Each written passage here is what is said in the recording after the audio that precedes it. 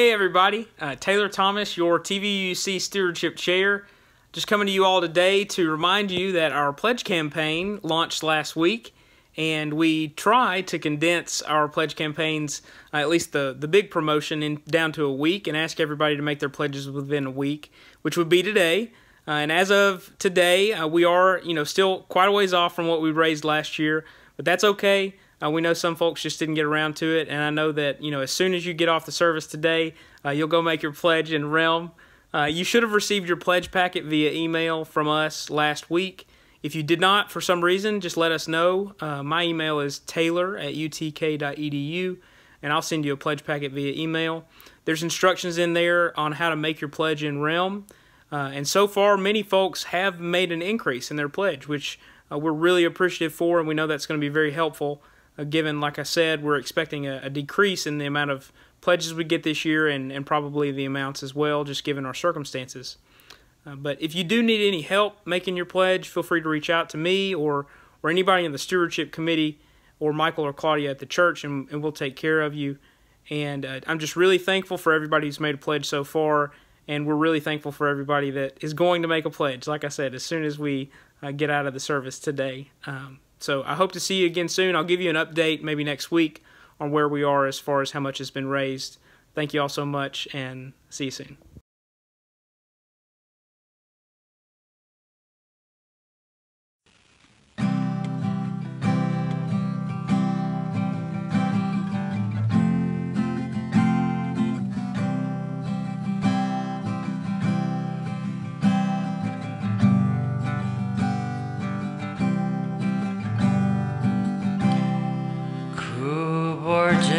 Shai kanyam ai bla persada men simple ha donon ila kishaloi kanang say kadai jing yo pa jing ba crowd ka bang I hap siu dor she ka you by kaya bad bor ya jing shai ya samlen shabaro ya samda men simbak man you procanyam you brill you blaze shaki way I jing suk jing men hopper taken strong ten rai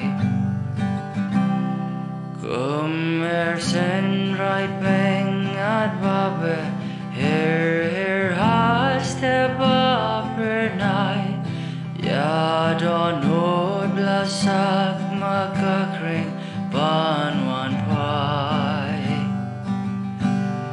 ya men sim diao ba arjajin shajin kermen ben kela ko sil bla so cry ka ben plan ka ben pa ya jing shai ya samlen shabaraya samda men simbok man you proconyam you brill you blaze shaki way I jing suk jing men hopper take on shong ten rai sorbat yang kawan ken ud pin men yaki men sims liao yu lord bayang shaj kai ka ken da tiao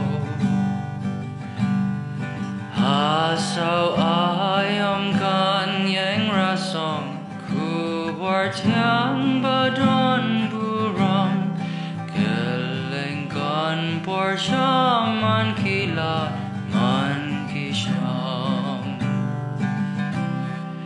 ya jing shai ya samlan shabaro ya samdra men sim bagman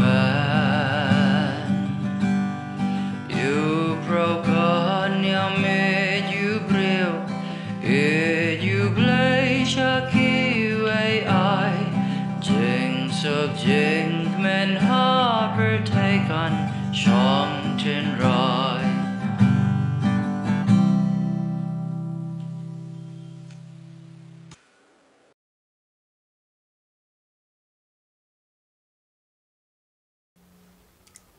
This essential work of justice and liberation for all by Rosemary Bray McKnight. By no means are we perfect. We often fail as we succeed.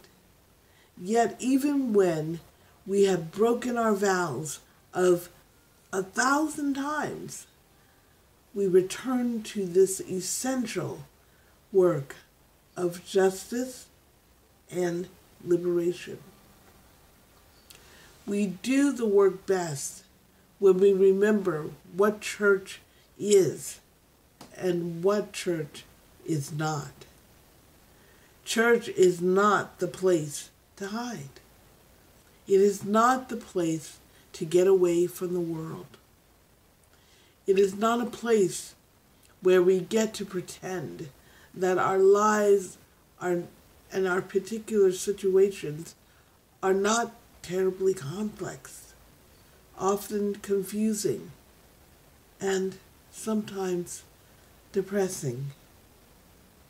Church is the place where we go to stand with one another, look the world in the eye, attempt to see clearly, and gather strength to face what we see with courage and, yes, with joy.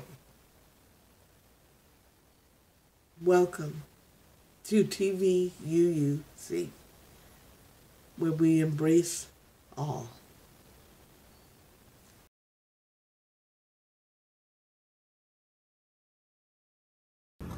A vision for Unitarian Universalism in a multicultural world by the UUA Leadership Council. With humility and courage born of our history, we are called as Unitarian Universalists to build the beloved community where all souls are welcome as blessings and the human family lives whole and reconciled. With this vision in our hearts and minds, we light our chalice. I'd like to say a little bit about this song too. It's number 1023 in the Teal hymnal. It is something that we're familiar with, but do you ever read the bottom of the page? It's a very interesting origin. The words to this song come from the Greenham Common peace occupation in England in 1983. It was a group of women who were gathering to protest the implantation of a nuclear site in their little village in England. The melody is a Quaker round, and we're going to do it as a round. We'll sing it a couple of times first so you can sing along with us. Would you like a pitch? Pitch.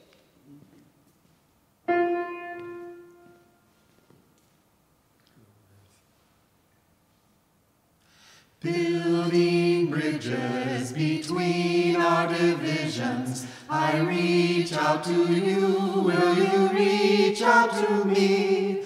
With all of our voices and all of our visions, friends, we could make such sweet harmony. Building bridges between our divisions, I reach out to you.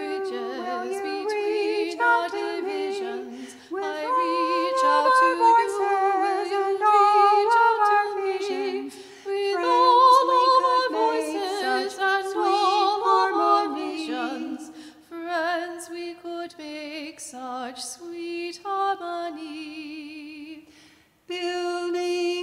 bridges between our divisions. I reach out to you. Bridges between our divisions. I Building bridges between our divisions. I reach out to you. Will you reach out to me? With all of our visions and all of our visions, we're friends, we could make such sweet harmonies. Building bridges between our visions. I reach out to you. Will you reach out to me? With all of our voices and all of our visions, with friends we could make such sweet harmonies. Friends, we could make such sweet harmony.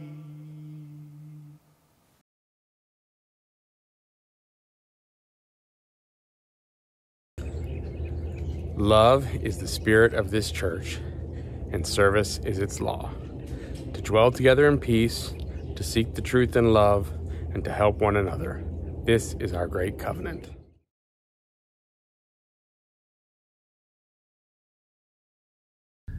Good morning. My name is Mark Mohundro, and I am co-chair of the 8th Principal Task Force here at the church. The board here at Tennessee Valley put together a task force at the end of last year that was tasked with educating and leading discussions on whether or not to adopt an 8th principle at our congregational meeting later on this year in June. This service was put together by that task force and contains reflections by members of it and also the church, Eddie Chin, Seema Singh, and Soraya Cooper, as well as others. The task force also includes Chloe Aroldi Waters, the Reverend Jametta Alston, Alice Woody, and ex officio members, the Reverend Chris Bice and Matthew Blondell. The proposed 8th principle was written by Bruce Pollack-Johnson and Paula Cole Jones. Since 2013, some Unitarian Universalists residing in the former Joseph Priestley district, they have been advocating for the adoption of an 8th principle within this faith. In that same year, this matter was presented to the General Assembly Planning Committee, and as of January 2021, 32 congregations have already adopted it in advance of the UUA taking up discussion in the near future. The proposed 8th principle states, we, the member congregations of the Unitarian Universalist Association, covenant to affirm and promote journeying towards spiritual wholeness by working to build a diverse, multicultural, beloved community by our actions that accountably dismantle racism and other oppressions in ourselves and our institutions. The 8th principle comes from a feeling that we need something to renew our commitment to this work, to hold ourselves accountable, and to fulfill the potential of our existing principles. Unitarian Universalists and Unitarian Universalist Association have done very good work in fighting racism, such as during the Civil Rights Movement. And in the 1990s, we passed a resolution at General Assembly in 1997 after a precursor resolution in 1992 to become an anti-racist, anti-oppression, multicultural organization. But the funding and support started to wane in the 2000s. Our accountability mechanism failed us. The UUA went through a crisis related to inclusive hiring practices, especially related to whites being hired over highly qualified Latinx candidates, resulting in the resignation of the Unitarian Universalist Association president in 2016. In response to the crisis, Black Lives of Unitarian Universalism, Blue, and diverse revolutionary Unitarian Universalist ministries, DRUM, endorsed the eighth principle. Blue's main point is that the UUA voted in 1997 at GA to commit to intentionally becoming an anti-racist, anti-oppression, multicultural organization. And yes, initially, good progress was made with programs including Journey Toward Wholeness, the Jubilee Anti-Racism Training Workshops, process evaluation at meetings, and multicultural counseling services and consulting services. In the early 2000s, when the funding and support for much of this work began to decline, that's when the hiring crisis took place, which was not a surprise in light of all the loss of support and momentum. So why might we adopt the eighth principle at Tennessee Valley? To affirm and strengthen our commitment to anti-racist and anti-oppressive actions. To name these actions is central to the creation of beloved community, and thus central to the fulfillment of the existing Unitarian Universalist principles. To deepen our living into our spiritual wholeness as individuals and as a congregation. To commit to growing into understanding and enacting accountable anti-racist and anti-oppressive actions. And with the rise of the new Jim Crow, mass incarceration, and the criminal justice system replacing the older systems of slavery and Jim Crow laws, police violence against people of color, the recent Supreme Court decisions on voting rights and affirmative action, the election of Donald Trump with advisors and followers openly supporting white supremacists, it's showing that the country is moving quickly and dangerously in the wrong directions, and Unitarian Universalists can take strong leadership to reverse these trends. I hope you will listen with open minds and open hearts to some of the reflections here in this service, and that you will join us afterwards for the discussion at coffee hour during our breakout sessions, where we welcome and want to hear all feedback and comments. The eighth principle is really just the beginning of the action rather than the ultimate goal, but it is a step forward in that direction. Thank you.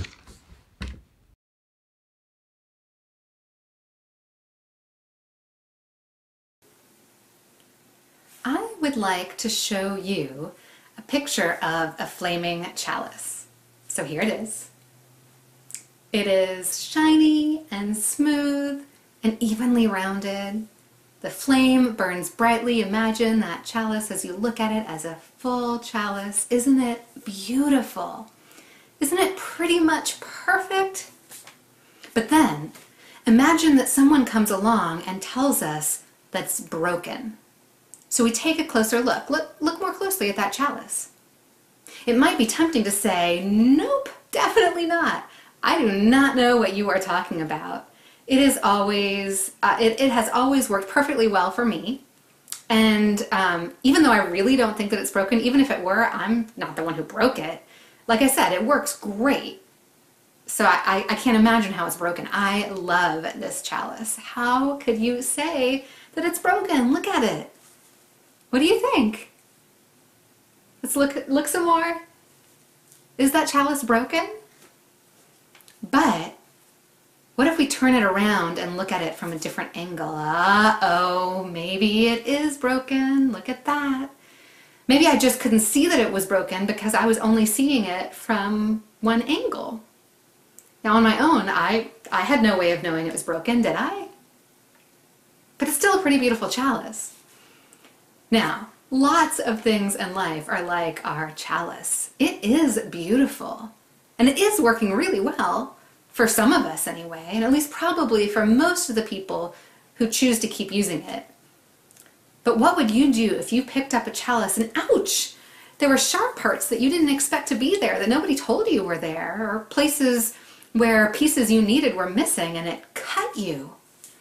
And, what about me? Once I know that part of it is broken, even if I couldn't see it on my own, what do I do?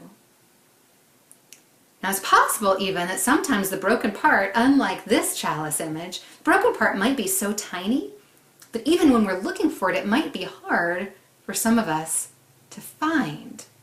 Have you ever had a bowl or a cup that had just like a teeny tiny chip in it, a little jagged edge that had chipped off, and it looks so tiny and you might not even notice it, but if you catch your hand on it, it can really hurt, can't it? And unlike a chalice, a real chalice, which we can turn all the way around and examine and see fully if we decide to, life is a lot more complicated than that, isn't it? Because there will always be angles and perspectives and experiences that we won't be able to see on our own. Sometimes we'll make assumptions without even realizing that that's what we're doing. And so what is our goal? Now, the goal isn't to never miss anything, because that's not possible. We're not trying to be perfect people. We know that that's not reality. The goal is to shrink our areas of ignorance, to shrink the areas that we are not aware of or that we don't notice, what some people might call blind spots. To do that, and also to be open to learning and reflecting and repairing with an open heart when we learn that we or our communities have done or said something hurtful or missed something that's painful for somebody.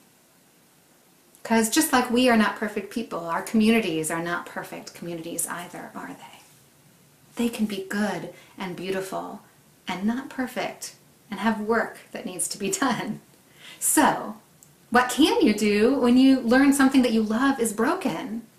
Well, let's see. One possibility, you could try really hard to always keep it turned so the broken part isn't visible and that most of the people can't see that it is, and you can just kind of hope that people won't get hurt by it and maybe it won't really be a problem. That like maybe it'll only be picked up by the parts that are whole, and so it'll pretty much be okay. But I don't know if that's a good solution. Now, you could also just give up, stop using it entirely, say that, all right, I guess it's just broken, and sometimes we might do that with some things, right? But I love this chalice, and it is so beautiful and useful. It would make me really sad to give it up because it can do and has done so much good. And I think there is another possibility besides those two. There is a Japanese tradition, a traditional art called kintsugi. And it's an ancient art of repairing broken pottery and ceramics, often plates or bowls or teacups. And kintsugi is a special art that requires a great deal of training and care to do well. And the way it's done is that the artisan uses gold leaf to highlight the beauty of imperfections that are still there when something that was broken has been repaired. And so anyone who sees the object is forever reminded that it was once broken. And yet, it is beautiful, isn't it? Let's look at some of these. Maybe even more beautiful than they were before, because of the care and the beauty of the work of repairing the broken places. That work itself is beautiful. And so, as Unitarian Universalists, we can think about and appreciate this Japanese art and hope to learn something from it about how to be more fully who we intend to be as Unitarian Universalists. So, how about we work to heal our broken chalice? We can't make it unbroken, but maybe we can do the work together to put it back together and to make it even stronger and more beautiful than it has ever been before.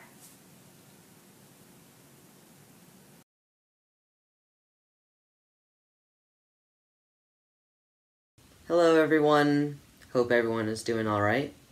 My name is Owen Davis. I'm here with a reading from This Book is Anti-Racist by Tiffany Jewell. Anti-racism is how we get free. Our liberation comes when we can express love and joy without fear and judgment and punishment. It comes when our institutions are for everybody, not just those who are in the dominant culture. When we who exist outside of the box have the resources we need to create our own institutions, we will all be free. Racism is so deep within us. It is all around us, and we have to be constantly aware of it so we don't get consumed by the smog. It is so easy to rest inside of it, especially if you benefit from the system that has been designed for you. We can't sit still and consciously breathe in racism anymore. We have to use our lens of anti-racism to help us see the world more clearly now, and we have each other. Thank you.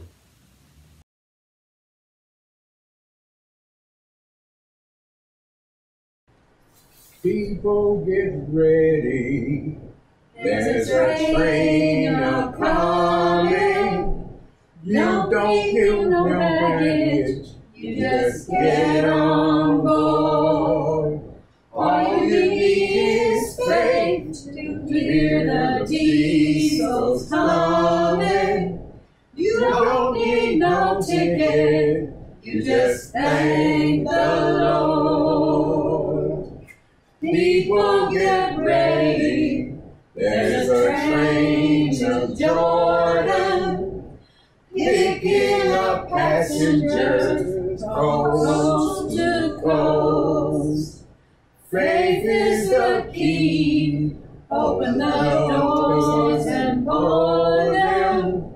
There's hope for all of the love and lost. Yeah, people get ready. There's a train a-coming. Don't need no baggage. You just get on board. All you need is faith to hear the diesels humming. Don't need no ticket. You just thank the Lord. There ain't no There ain't no room for the hopeless sinner who would hurt all mankind just to save his own. Have pity on those whose chances grow thinner. There's no hiding place from the King on his throne. Oh, people get ready. There's a train a-coming. Don't need no baggage. You just get on board. All you need is faith to hear the diesels humming. You don't need no ticket. You just thank the Lord. Yeah, I'm getting ready. I'm getting ready. Oh, I'm getting ready. I'm getting ready. You don't need no ticket. You just thank the Lord.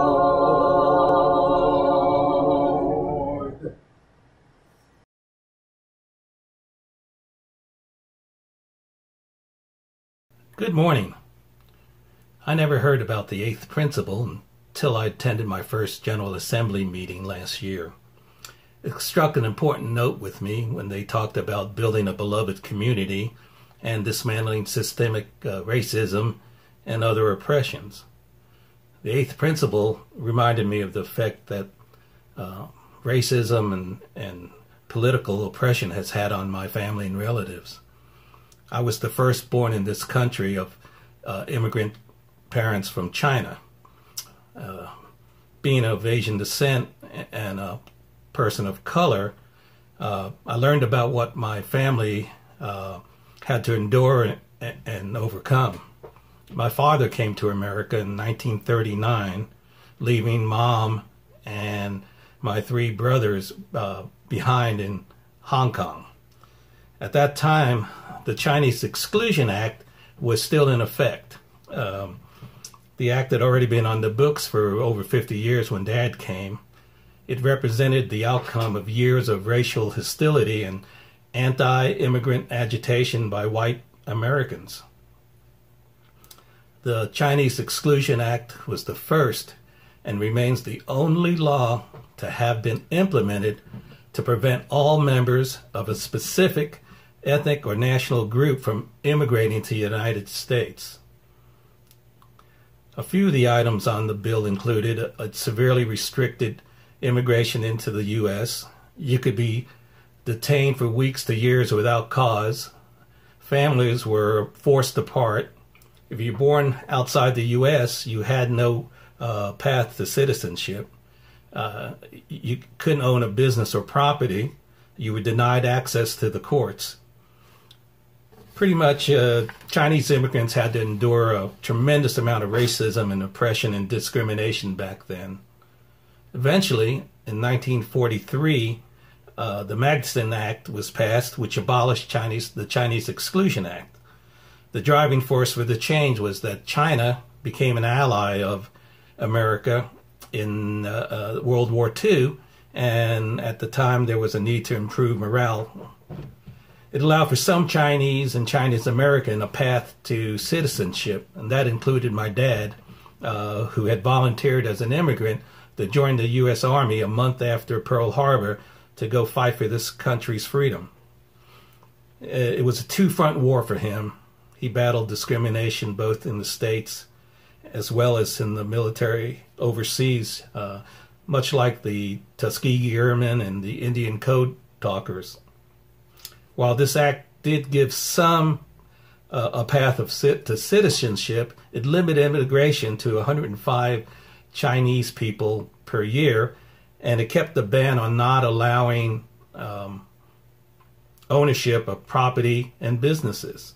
In fact, the business and property ban lasted in many states up until the passage of the Immigration and Nationality Act of 1965. After the war, Dad became a citizen in 1946. He eventually was able to bring Mom and my three brothers over to America in 1947. He had not seen them in almost 8 years. Think about that. If you've been watching the news lately, you may have noticed that there's been an uptick in racism and oppression against Asian Americans. It started way back when some people, including political leaders, began blaming the Chinese for the pandemic and started calling it names like the China virus and the Wuhan flu to shift the blame. Words have consequences. Starting as early as January 2020, many Asian Americans were already starting to face discrimination. In a report obtained by ABC, when the nation began targeted shutdowns in cities across the country, the FBI warned that hate crimes against Asian and Asian American communities would grow, and they did. From March to December of 2020, there were over 2,600 documented incidents ranging from verbal to violent encounters. In 2021, things haven't changed.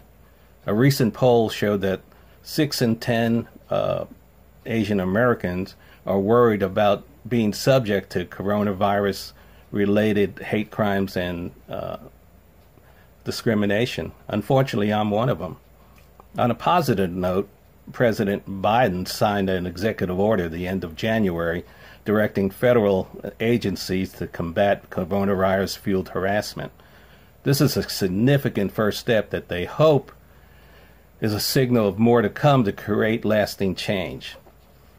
Now, we too can create lasting change. As Unitarian Universalists, we promote the universalizing value of diversity with the unifying power of equal justice. The harms of racism, oppression, white supremacy, and all its manifestations defy the inherent worth and dignity of every single person. We have the opportunity in front of us to commit to building a diverse, multicultural, beloved community by our actions that accountably dismantle racism and other oppressions in ourselves and our institutions. Please consider voting to adopt the 8th principle when the time comes. As MLK quoted, The time is always right to do what is right.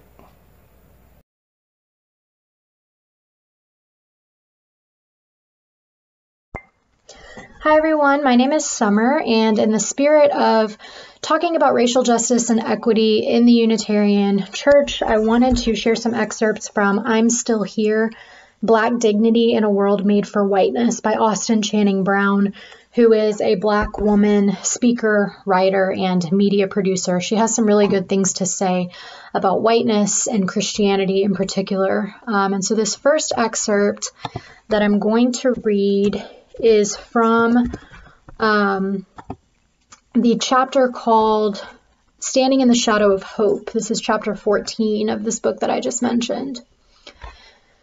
Christians talk a lot about love. It's one of our favorite words, especially when the topic is race. If we could just learn to love one another. Love trumps hate. Love someone different from you today. But I have found this love to be largely inconsequential. More often than not, my experience has been that whiteness sees love as a prize it is owed, rather than a moral obligation it must demonstrate. Love, for whiteness, dissolves into a demand for grace, for niceness, for endless patience, to keep everyone feeling comfortable while hearts are being changed. In this way, so-called love dodges any responsibility for action and waits for the great catalytic moment that finally spurs accountability. I am not interested in love that is aloof, in a love that refuses hard work, instead demanding a bite-sized education that doesn't transform anything, in a love that qualifies the statement Black Lives Matter because it is unconvinced this is true. I am not interested in a love that refuses to see systems and structures of injustice, preferring to ask itself only about personal intentions. This aloof kind of love is useless to me. I need a love that is troubled by injustice, a love that is provoked to anger when Black folks, including our children, lie dead in the streets, a love that can no longer be concerned with tone because it is concerned with life, a love that has no tolerance for hate, no excuses for racist decisions, no contentment in the status quo. I need a love that is fierce in its resilience and sacrifice. I need a love that chooses justice. This next section is from chapter 13 called Justice, then Reconciliation. When white people stop short of reconciliation, it's often because they are motivated by a deep need to believe in their own goodness, and for that goodness to be affirmed over and over and over again. These folks want a pat on the back simply for arriving at the conclusion that having people of color around is good. But reconciliation is not about white feelings. It's about diverting power and attention to the oppressed, toward the powerless. It's not enough to dabble at diversity and inclusion while leaving the existing authority structure in place. Reconciliation demands more. Reconciliation is the pursuit of the impossible. An upside-down world where those who are powerful have relinquished that power to the margins. It's reimagining an entirely different way of being with one another. Reconciliation requires imagination. It requires looking beyond what is to what could be. It looks beyond intentions to real outcomes, real hurts, real histories. How just, how equitable can our efforts be? What would it take to enact reconciliation, to make all things right? Thank you for allowing me to share.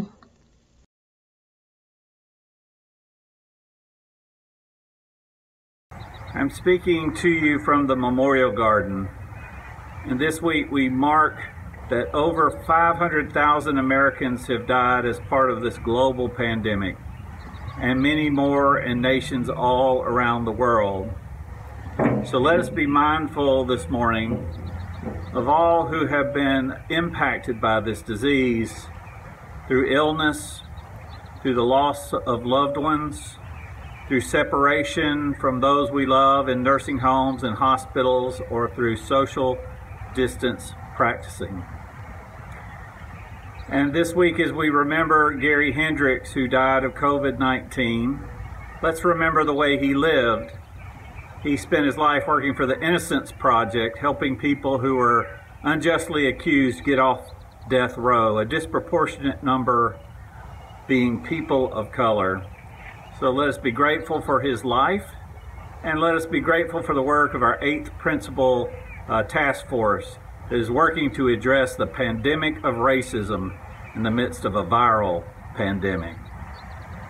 We give thanks to everyone in the church who has responded to Austin East as they suffer the loss. 3 students have died of gun violence in 3 weeks, and people have responded with cards and letters and messages of support and attending vigils. And I'm especially appreciative of all the people who are working for systemic change, to work for responsible gun laws, who are working for responsible strategies for violence prevention and intervention. So we give thanks for all who are working to make our community safer.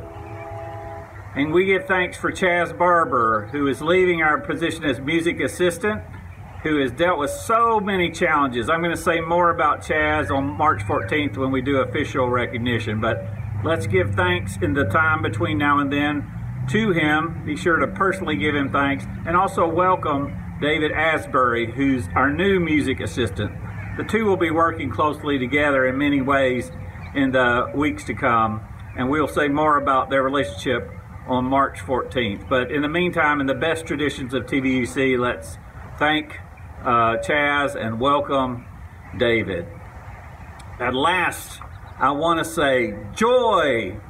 I want to say joy because we are giving thanks this morning for the ongoing recovery of the Reverend Jametta Alston, and we are grateful that she was able to give the opening words in our service today, and step by step she is returning to the work of ministry. This is a true joy.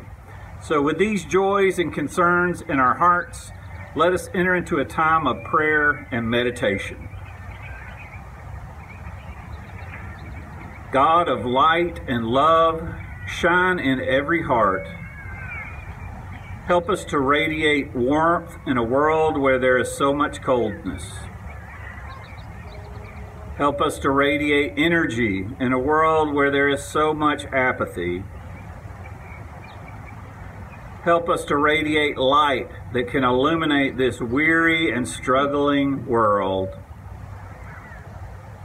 Empower us so that this light, this love, this energy can travel across every social distance like the light of the sun that shines in the heavens and crosses over every border and shines in every land. So may it be. Amen.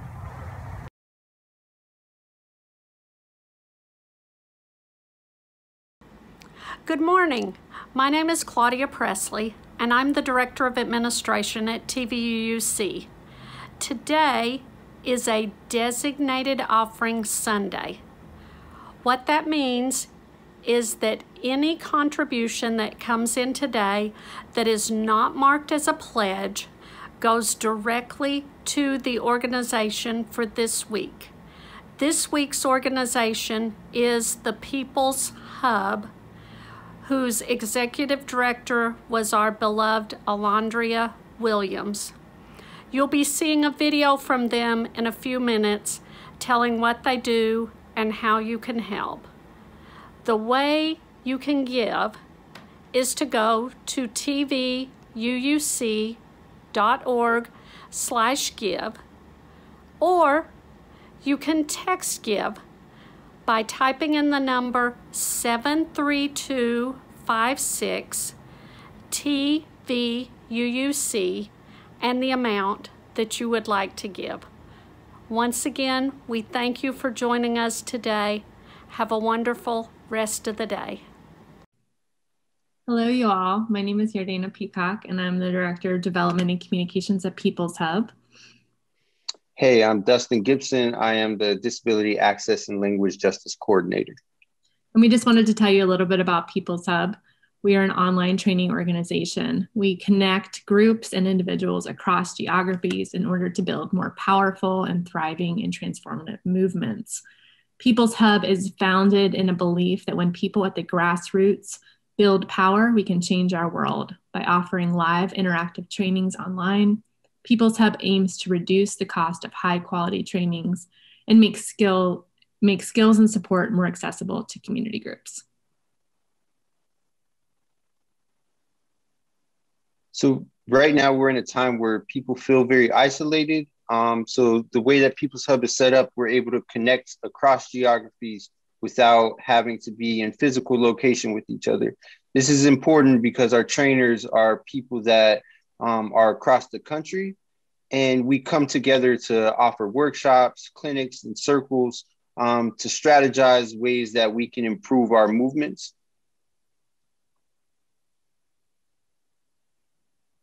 So through a popular education methodology, we believe that people have the skills and the knowledge to improve their lives and their communities. But through our facilitation, we're able to help people find their path and support them in doing so. And we've been a lot of places and we're going a lot of places. We wanted to root and ground in this quote from Melandria, who all of you all know and was the former director of the People's Hub and really helped create this vision. And it's with their legacy that we continue. We are in a moment of great turning, a massive transition into a world that some of us expected, but likely never dreamed would be happening like this.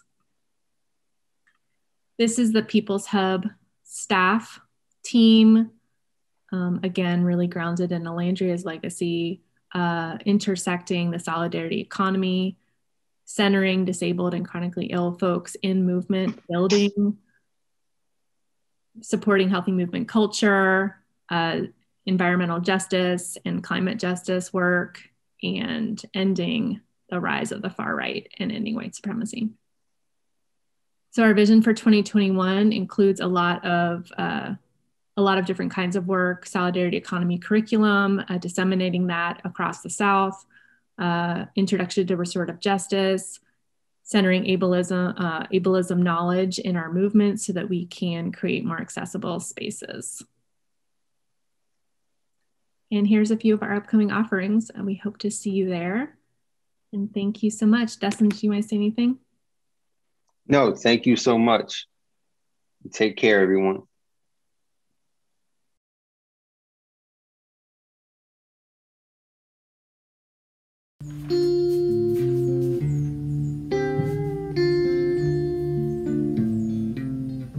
They say that freedom is a constant struggle.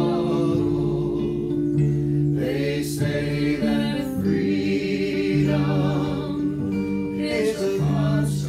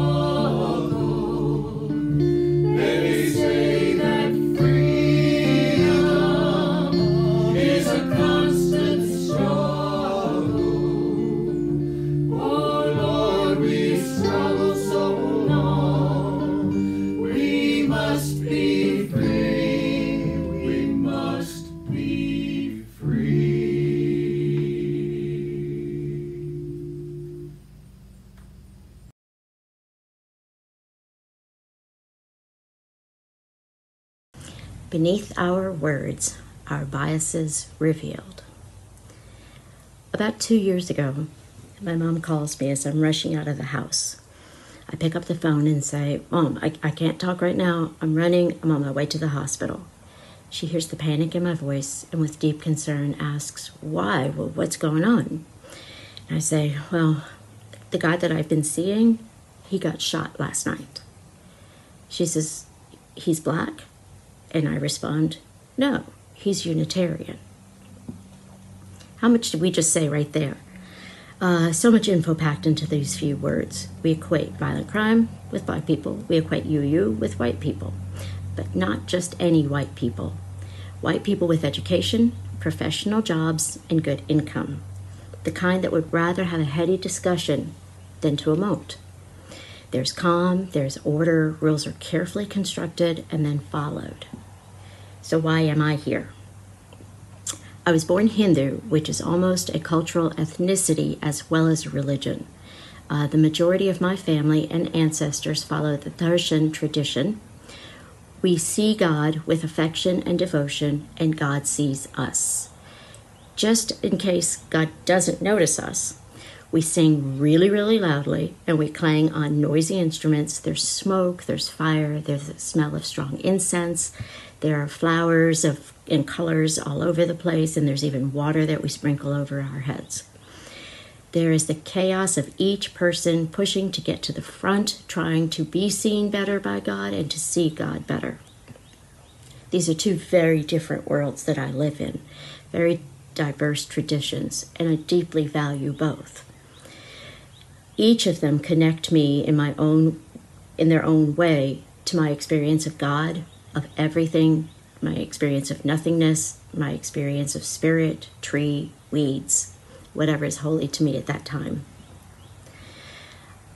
I'd say this diversity is essential to my journey towards spiritual wholeness.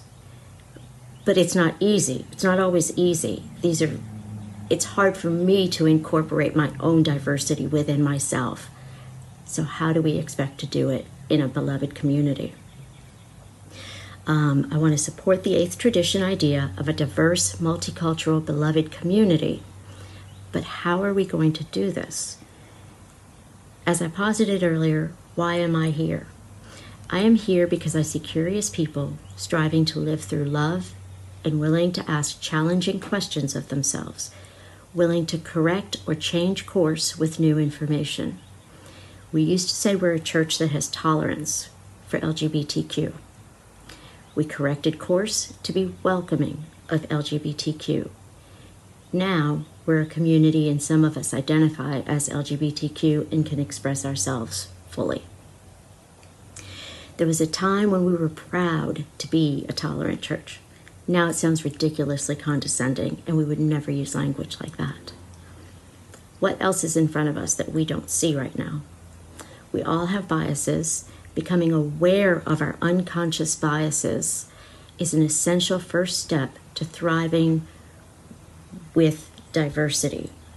I challenge each of us to hear our own selves speak, to look at our own thoughts and with new eyes, and to come together to work for a beloved community that appreciates and respects each bit of diversity, not as diverse, but as a piece of the whole puzzle.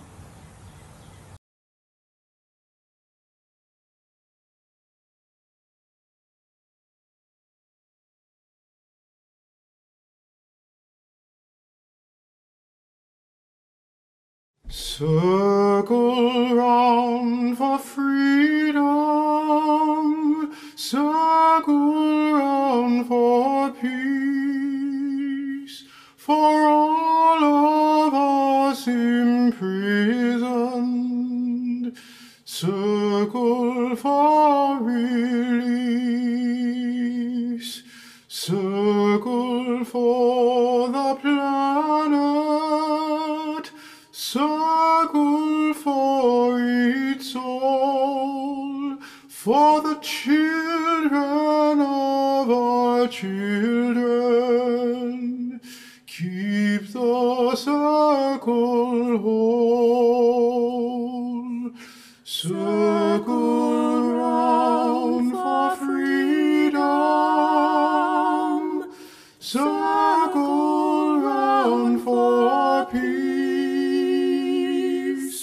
for all of us imprisoned. Circle for release. Circle for the planet. Circle for each soul.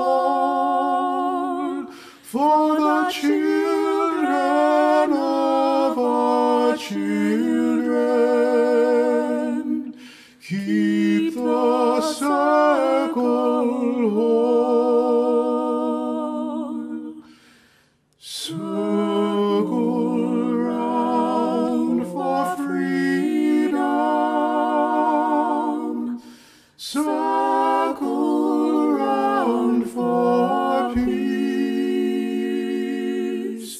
For all of us imprisoned. Circle for release. Circle for the planet. Circle for each soul. For the children of our children.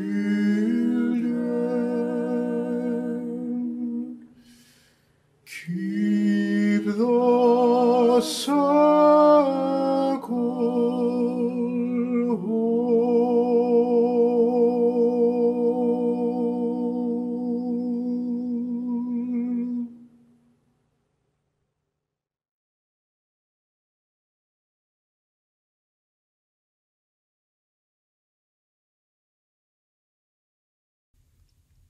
So, why the eighth principle?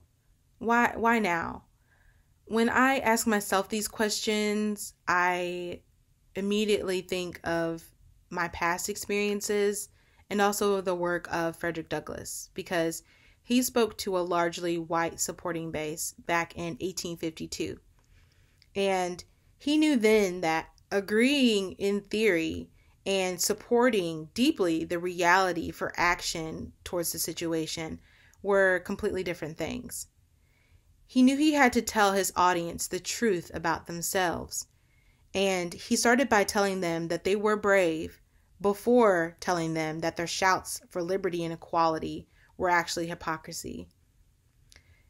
Today, I feel like he had an advantage that we no longer have, because the acts of inequality committed in the late 1800s were explicit and easier to identify. Though still an issue contemporarily, I feel that the true battle today is less occult and more subliminal in nature. When a man tried to run me off a road after we both filled up our gas tanks at a small gas station in Sevierville County, he yelled that I was a insert well-known derogatory expletive. I didn't ruminate on his explicit displays of racism, mostly because he immediately ran into the ditch and hit the silver guardrail that was in there. But the things that angered me most were the subtle, more implicit things, such as waiters always bringing out separate checks rather than asking my husband and I if we were together, or the numerous times I've had to ask my white husband to purchase used items online for me after I inquired and either got ignored or told that the items were already sold, only for him to inquire and be able to purchase the items, though we never did. Or when my white military roommate opened her family and her home and her church up to me for 2 years, yet was successful in garnering the support of nearly all of our superiors in this surprise attack under the false pretense that I was bullying her to the point of considering suicide when it came time for promotional boards strategically. We may disagree, but I believe in the past that there's always been this focus on changing our actions and making sure that we aren't outwardly discriminatory. And for the most part, many of us have succeeded in doing that, but we have yet to start the real work of addressing our internal prejudices, and thus they persist. It's more than just inviting those of us that are different or oppressed, I feel. Our inherent worth and dignity as human beings, as stated per our first principle, it's no longer the greater issue, I don't think. This isn't 1852. With me unknowingly in the bathroom stall, I don't believe my humanity was in question when my best friend of 8 years shared her frustrations in supposed secrecy while surrounded by our mutual white acquaintances. The only reason I could have gotten the position that we both tried for was because I was Black and they were looking for diversity. This wasn't the first time that I'd heard that, and wouldn't be the last one, but what really stuck with me that day was the fact that our mutual friends didn't challenge her. None of them came to me either afterwards, and they were just congratulating me after. I felt like I could no longer trust them because, we grew up together. We went to church together. We giggled over the same cute boys in class together. And yes, in that moment, it was deflected hurt, but it was also unchecked racism. And it was coming from those who I'd grown up with. It was never that I was subhuman, but rather that I didn't deserve the same privileges. It felt kind of like, how dare I be considered equal or superior even? Everything was seemingly perfect and okay as long as I was only the Black girl that came from a rough home life, or the charity case whom everybody included, not considered a rival beauty or professional competition. These principles we're talking about today are guides, not doctrine, but they're intentionally fluid by design. They were revised for sexist language back in 1985 and again per UUCC amid growing environmental consciousness. So I implore, if any exists, why the hesitation amid the overwhelming awareness of current racial inequality against people of color taking place right now in our country? It's undeniably apparent. What communities stand to benefit? Who will it harm by adopting this? These are the things that I ruminate on now, and like Douglas, I sit here with you, albeit virtually, to say you are brave. We are brave. We're doing more than the bare minimum, but to deny the need for a guiding principle addressing all the horrid and systemic issues and atrocities taking place against people of color then and now, by insinuating that the current ones suffice, I say is simply hypocrisy. I no longer ask myself, why the eighth principle? Why now? I ask, as I implore you to, why not?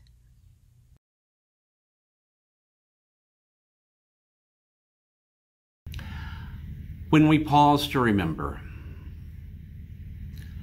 When we pause to remember who we are, companions on this grand experiment called life.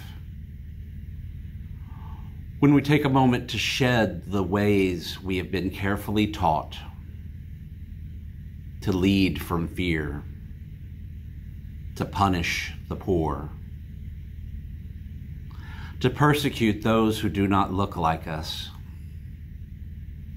to deny rights to those who love, to believe we are separate,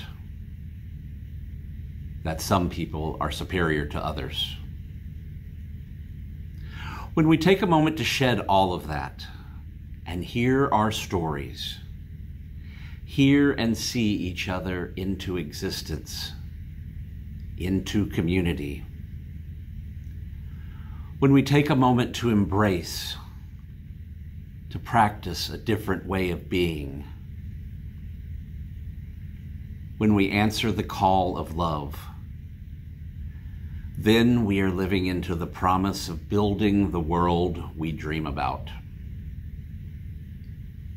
It is beautiful to dream to cast a vision, so to stretch our minds into the future and imagine what may be if we were to build a new way of being. Not someday, but beginning again today. Beginning again every day that we have breath. Taking courage with these hands and hearts to make real the dream of a more equitable world. To journey together, seeking to be transformed even as we transform. Becoming explorers and learners in this world around us, humbled by what we don't yet know, fulfilling the promise of healing a fragmented world, laboring not just in hope, but also in love. In this spirit we commit, in this spirit we gather, and in this spirit we pray. May it be so. Blessed be. Amen.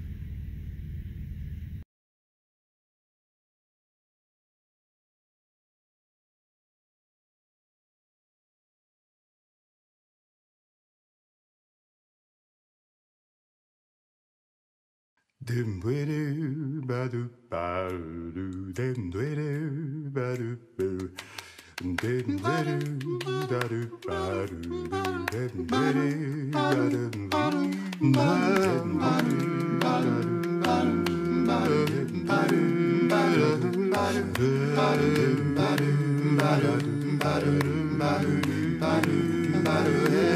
we are building a new way. We are building a new way.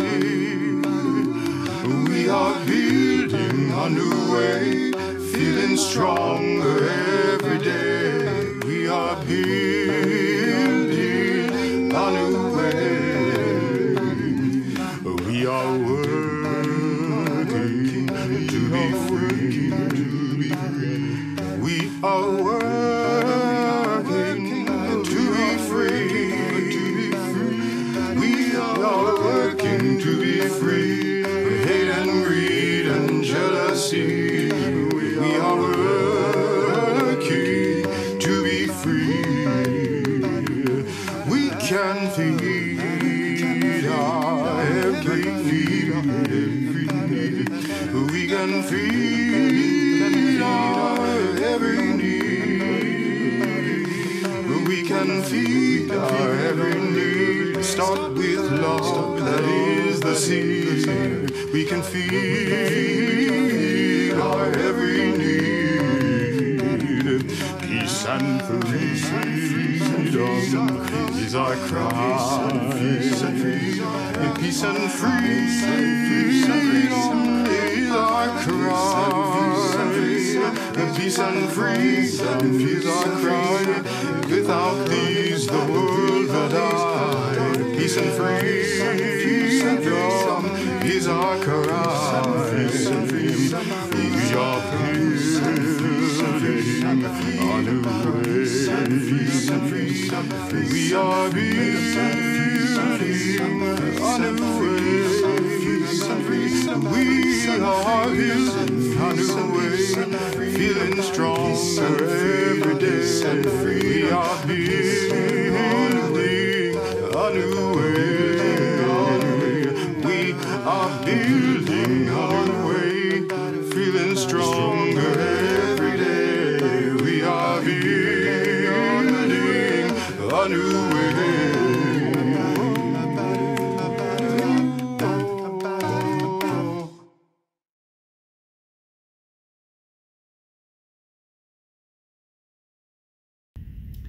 Prophetic Church, the world awaits your liberating ministry. Go forward in the power of love. Proclaim the truth that sets us free.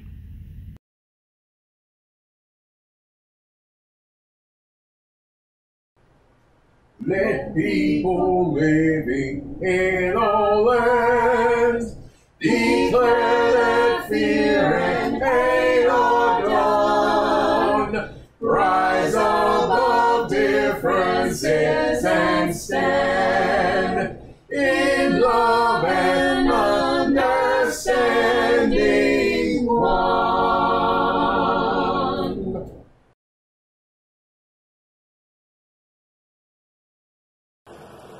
Hello, I'm Chloe Aroldi Waters, and even though we are physically distanced, I would like us as our last act of worship to reach out and connect.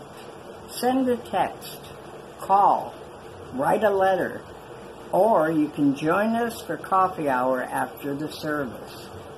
We have people join us from all over the country, and we have people join us who are homebound or bedridden, and it really feels good. It'll touch your heart, and I know you will enjoy it. Thank you. Circle round for freedom, circle round for peace, for all of us imprisoned. Circle for release, circle for the planet, circle for its soul, for the children of our children. Keep the circle whole.